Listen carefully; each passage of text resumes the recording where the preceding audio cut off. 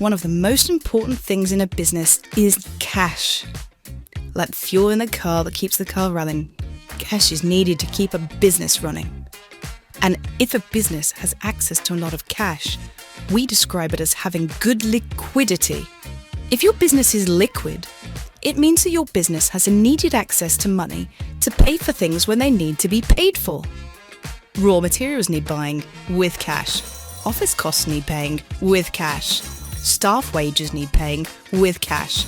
And even tax needs to be paid with cash. And don't make the mistake of thinking that cash is only the notes and coins in your pocket. Cash will also include money that you may have saved in the bank. Without enough cash or liquidity, a business might not be able to pay its bills on time, which can cause some really big problems as you're moving forward. Running out of cash or a lack of liquidity is one of the top reasons that small businesses fail. So ensuring that you've got enough cash is one of the most important lessons in business.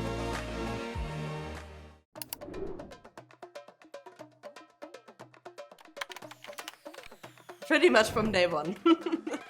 So we sell services. That means we didn't need a lot of money for product development in the beginning to start the business. I think we invested in a few £100 and clients started paying us, and then we started getting money. So at the beginning, we realised cash was super important when we wanted to go and buy loads of stock. It was from day one. I started realising cash was super important simply when we started running out. There's several times where I've been where back's against the wall and cash is almost about to run out. And that's when you realise cash is king. So I think about 6-7 years ago, I probably woke up to the fact that actually looking after cash, moving in and out of the business, and certainly as the business has grown, it's become more important.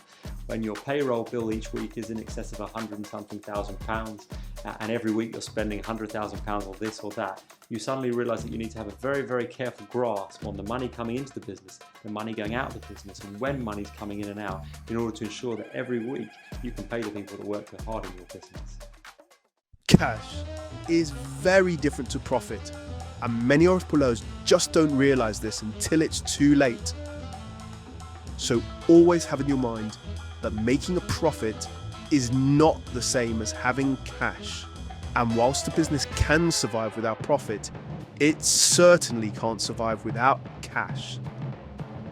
Cash is something that you have at any particular point in time, whereas profit is measured over a period. Profit is defined as the money gained when the amount received for something is more than the cost to make it, get it, or do it. It's calculated as the amount you receive from selling your goods or service, less the money you put out for making the product or providing the service. And if you receive less than you pay out, the result will be a loss, not a profit. There are two different ways to calculate profit, and they each have their own advantages and disadvantages. The first way to calculate profit is by using what's known as cash accounting, and the second way is known as accrual accounting. Let's use Asmita's business as an example to explain the basic differences between accrual accounting and cash accounting to calculate her profit. So Asmita's personalised homework diary business is growing really well. She buys plain homework diaries on Amazon, personalises each of them, and then sells them on.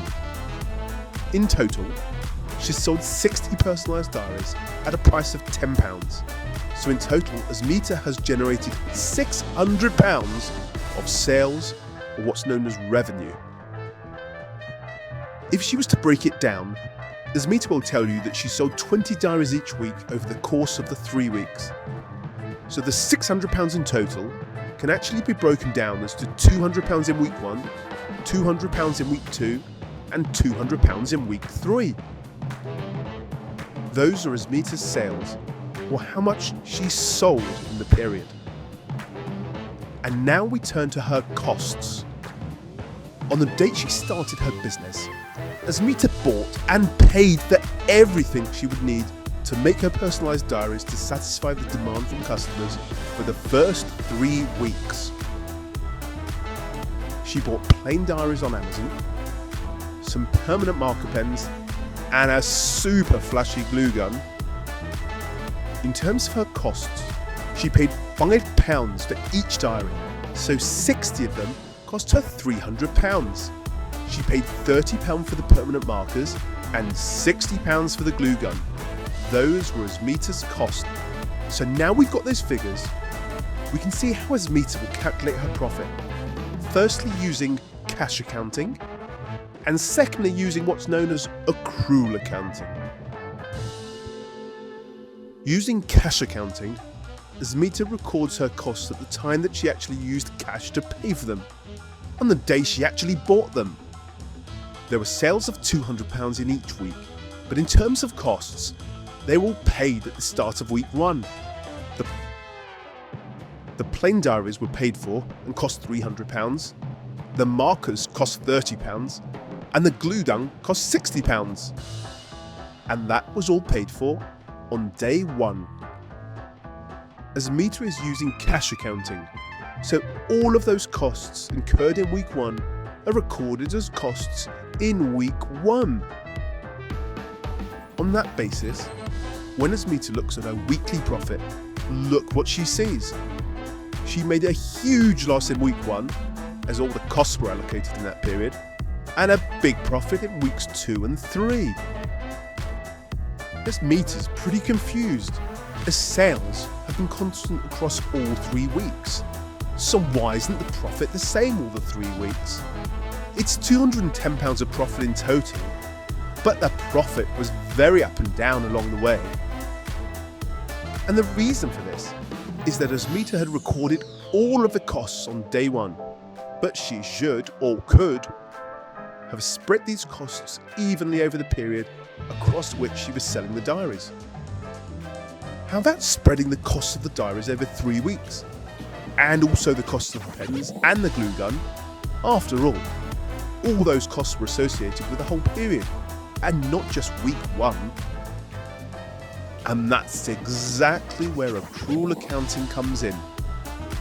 In accrual accounting, instead of recording costs at the time when you actually paid for them, you spread those costs, exactly as we just showed, over the entire period to which they relate.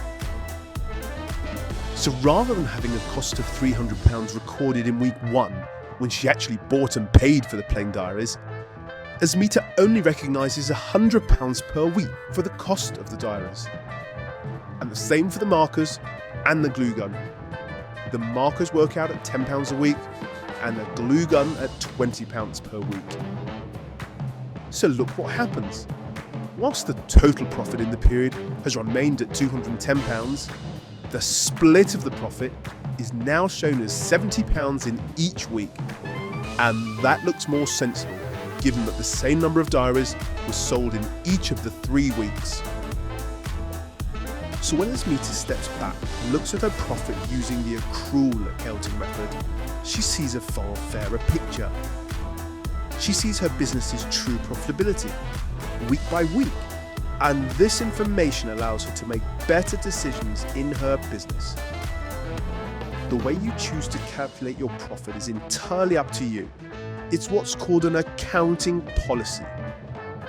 Different accounting policies can result in very different profit figures, and that's something that we'd like you to bear in mind from now on. So here's the key thing to remember.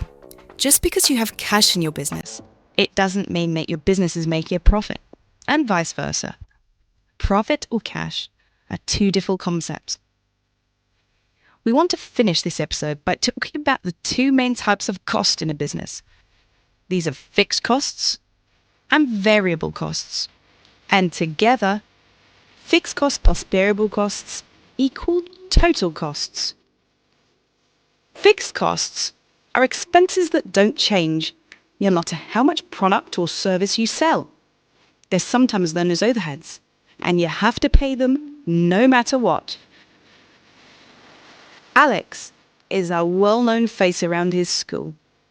A well-known entrepreneur, he would like to think. He's known as the school's wheeler dealer, and his classmates admire him for the slime empire he built when he was in year 5. He's now started a business selling custom phone cases online.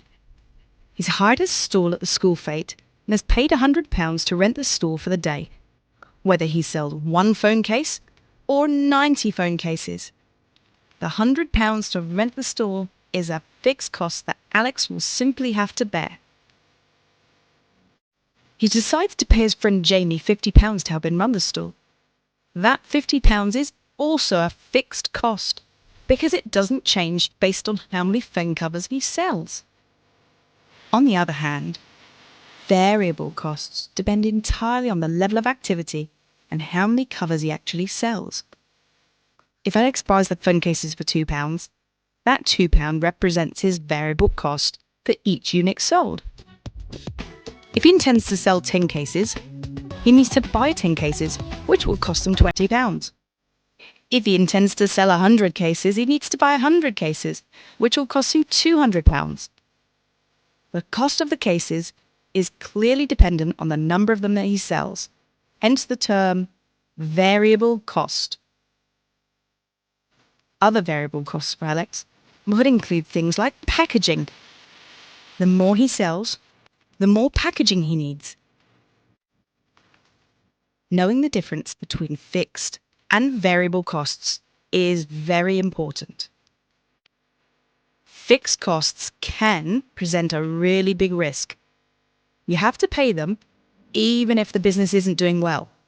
And that can be super stressful for an entrepreneur.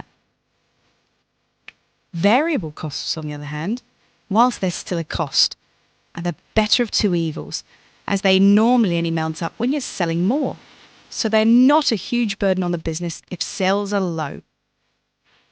So the lesson to learn is, try to keep your fixed costs as low as possible. You never know when that rainy day may come, and you don't want to be in a position that you don't have any cash to pay your fixed costs.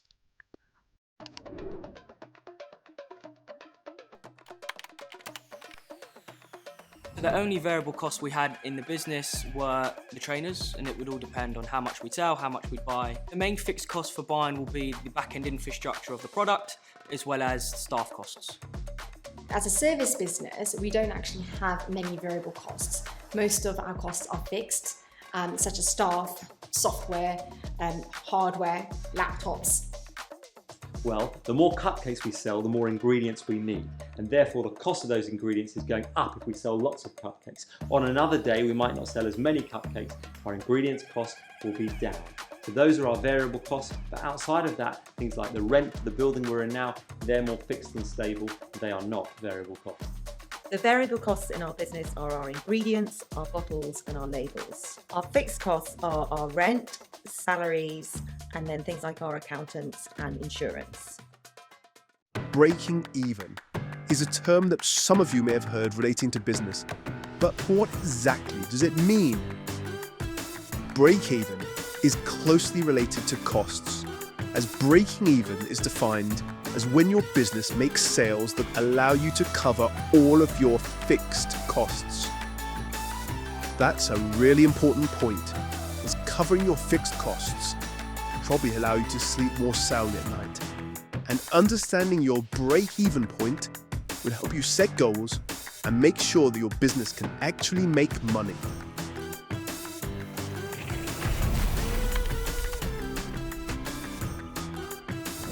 So that's the end of episode 9 on cash, profit and break even.